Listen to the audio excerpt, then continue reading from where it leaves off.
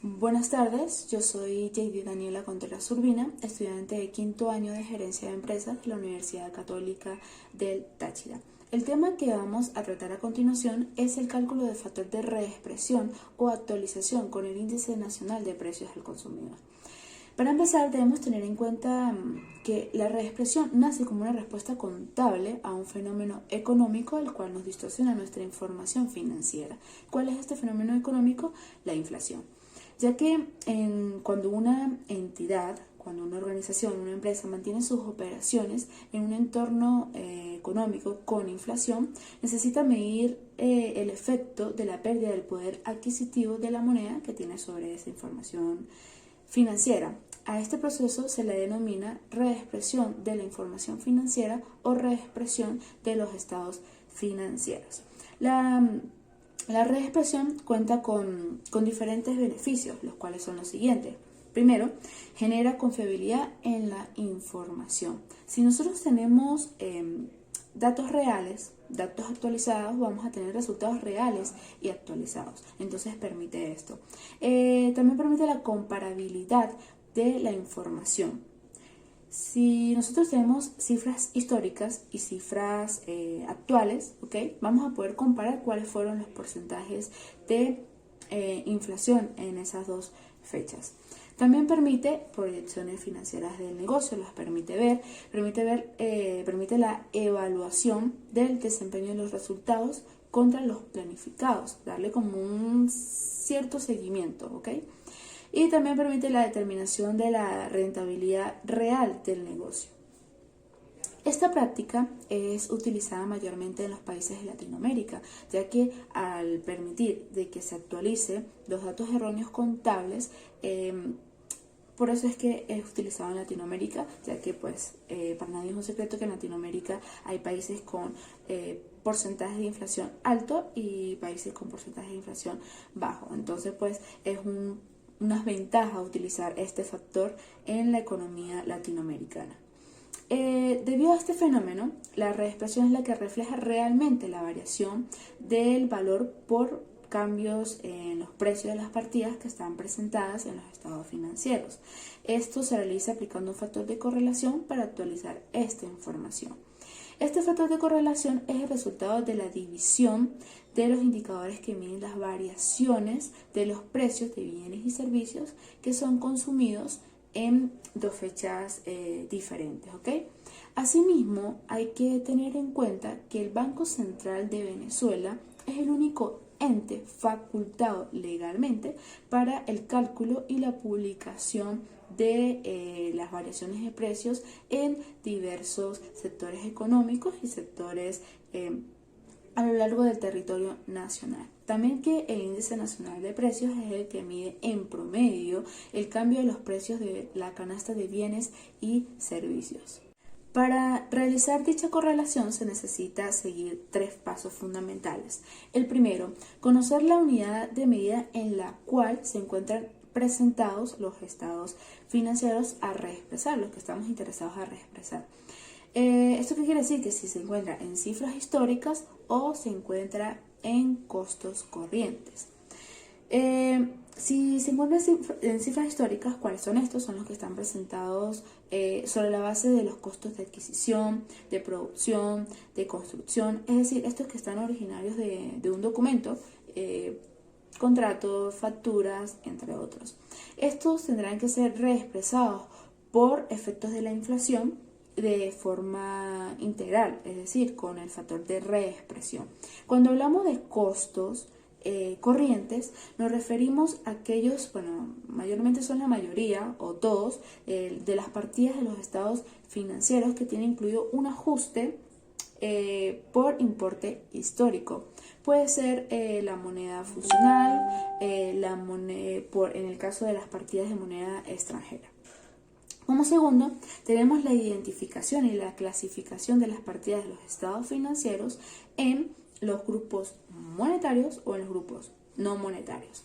Cuando hablamos de partidas monetarias, hablamos de aquellas que no están respaldadas por efectos de la inflación, ya que sus valores nominales son constantes. Puede ser, un ejemplo para identificarlas, puede ser las que están impresas el efectivo, las cuentas por pagar, las cuentas por cobrar, los anticipos, entre otros. Cuando hablamos de partidas no monetarias, estamos hablando de las que son contrarias a las anteriores. Puede ser las propiedades de inversión, las propiedades de planta y equipo, entre otros. En los estados contables van a existir cuentas en las que las partidas monetarias se expresan en unidades monetarias físicas, provocando que en un entorno inflacionario se modifique su valor adquisitivo. Pero en cambio también van a existir otras partidas no monetarias que su valor varía más o menos parecido a la inflación. La expresión adecua los estados para conocer los valores reales para la toma de decisiones. Este podría ser otro beneficio de la reexpresión. Como tercero tenemos la identificación de los índices de precios a ser utilizados para la determinación de la reexpresión o de este ajuste. ¿Qué quiere decir esto? Que si es necesario conocer si los importes actualizados corresponden a la fecha a la cual se informa, quiere decir que no necesita una reexpresión por efectos de la inflación. Pero si es lo contrario, si los importes actualizados corresponden a fechas anteriores a la cual se informa, sí es necesario que se realice una reexpresión de la fecha que fue reexpresada anteriormente. Ahora bien, el factor de reexpresión consiste básicamente en reexpresar a valores constantes las cifras de los estados financieros que se encuentran expresadas en valores históricos, ¿ok? Esto se realiza mediante la multiplicación de cifras históricas por el factor de reexpresión. El factor de reexpresión para una partida específica se determina dividiendo el INPC de mes y año del periodo a reexpresar, el que estamos interesados a reexpresar, entre el INPC de mes y año en el cual fue adquirida la partida. Entonces quedaría así como tenemos en pantalla, donde el INPC del mes y año del cierre del periodo a reexpresar es igual al INPC de cierre, y el INPC del mes y año de adquisición es igual al INPC de origen. Por lo tanto, para determinar el factor de reexpresión para la fecha de cierre, aplicaríamos la siguiente fórmula que tenemos en pantalla. Como podemos ver, es una división, ¿ok?, donde el numerador es el INPC de cierre y el denominador es el INPC de origen.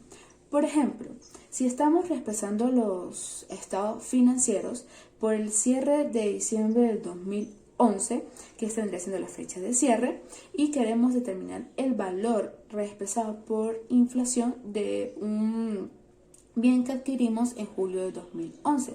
Este vendría siendo la fecha de origen. Entonces calcularíamos el INPC de diciembre de 2011, numerador, entre el INPC julio 2011, denominador. Sustituimos los datos por los valores de la tabla de índices nacionales de precios y nos quedaría así como tenemos en pantalla.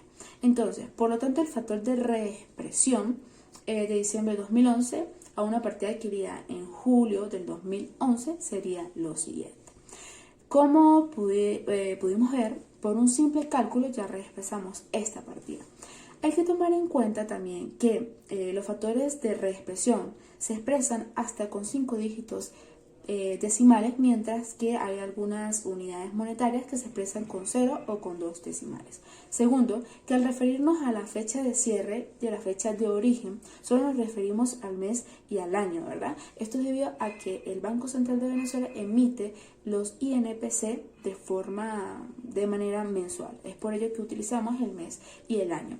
Tercero, también tenemos de que el Banco Central de Venezuela publicó los INPC en enero del 2008. Es decir, que si nosotros vamos a calcular, a reexpresar partidas cuyo origen son anteriores a esa fecha, vamos a utilizar son los IPC. Para finalizar, hay que tener en cuenta que si la empresa que no tenga en cuenta este factor en su planificación financiera, puede ver que el valor de su empresa decae, ya que los datos históricos ya no son relevantes, independientemente de que la empresa esté en constante crecimiento, que tenga ganancias constantes, entre otros. Por eso es que la reexpresión es la forma adecuada en la cual se pueden corregir errores generados en los estados financieros en periodos anteriores. Y así, pues de esta manera mostrar una imagen más clara en la posición financiera de una empresa en entornos inflacionarios.